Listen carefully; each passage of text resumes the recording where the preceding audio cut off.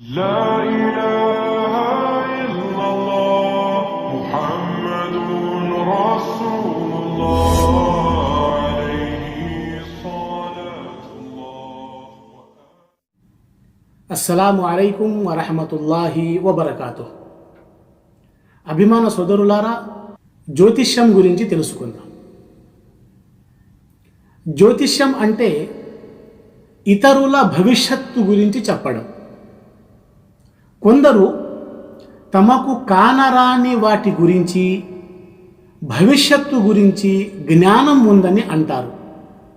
ఇటువంటి వారిని జ్యోతిష్కుడు, మాంత్రికుడు అని అంటారు. జ్యోతిష్యం చెప్పడం గురించి ఇస్లాములో నిషేధించబడింది. అలాగే జ్యోతిష్కుని దగ్గరకు వెళ్ళటం కూడా పాపమే. భవిష్యత్తు మరియు కానరాని విషయాలు అల్లాహకు తప్ప ఎవ్వరికీ తెలీదు. ఈ విషయం గురించి అల్లాహ్ సుబ్హానహు వ తఆలా సూరతుల్ అన్ఆములో ఇలా తెలియజేశాడు, వఇందహు మఫాతిహుల్ గైబి లా యఅలముహా ఇల్లాహు. అగోచరాల తాళం చెవులు అల్లాహ్ వద్దనే ఉన్నాయి, అల్లాహకు తప్ప ఇతరులకెవరికీ వాటి గురించి తెలియదు. అంటే అగోచర జ్ఞానం, ఇల్మే గైబ్ గురించి అల్లాహకు తప్ప ఎవ్వరికీ తెలియదు, దైవ ప్రవక్తలకు కూడా తెలియదు.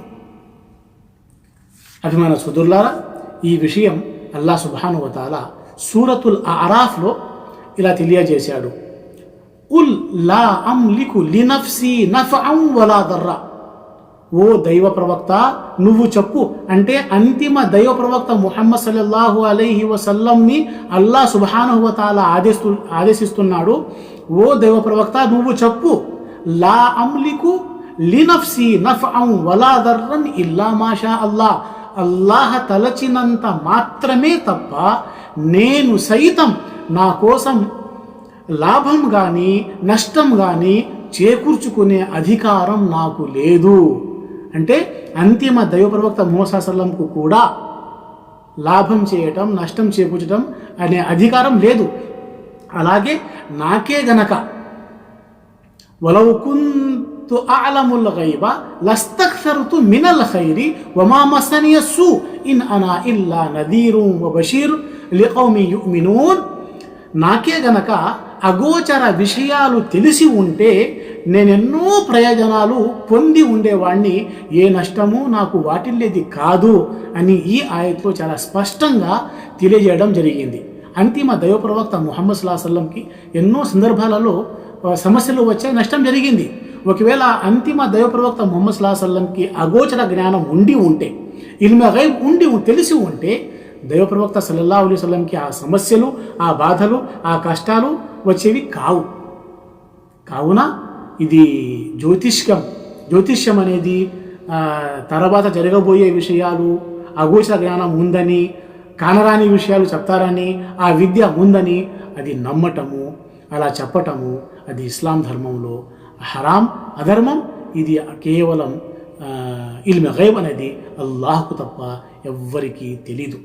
అవి మన సోదరులారా, అంతిమ దైవ ప్రవక్త ముహమ్మద్ సల్లల్లాహు అలైహి వసల్లం ఈ జ్యోతిష్యం గురించి ఇలా తెలియజేశారు, మన్ అత కాహినన్ ఔ అర్రాఫన్ ఫసద్దఖహు బిమా యఖూల్ ఫఖద్ కఫర బిమా ఉన్జిల అలా ముహమ్మద్ సల్లల్లాహు అలైహి వసల్లం.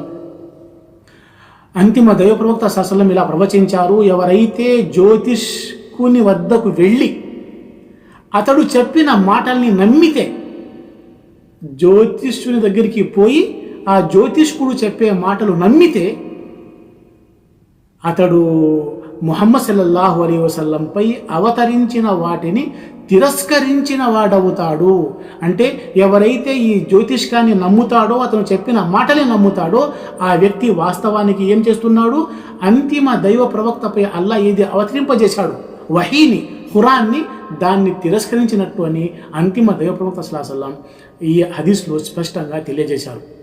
అభిమాన సోదరులారా, కావున మన సమాజంలో అప్పుడప్పుడు మనము చూస్తూ ఉంటాం, ఈ పోయి చేతులు చూపించి ఏదో చూపించి నష్టం జరుగుతుందని, రాబోయే కాలంలో ఏం జరుగుతుందని వివరించుకుంటారు.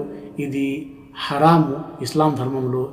దీన్ని ఖురాన్ మరియు హదీసులో చాలా కఠినంగా ఖండించడం జరిగింది. అభిమాన సోదరులారా, అల్లాహ్ సుబ్హానహు వ తఆలా మనందరినీ ఈ పాపం నుంచి కాపాడుగాక, సరైన మార్గాన్ని చూపించుగాక. ఆమీన్. వాఖిరు దావానా అనిల్ హమ్దులిల్లాహి రబ్బిల్ ఆలమీన్. అస్సలాము అలైకుం వరహమతుల్లాహి వబరకాతుహు.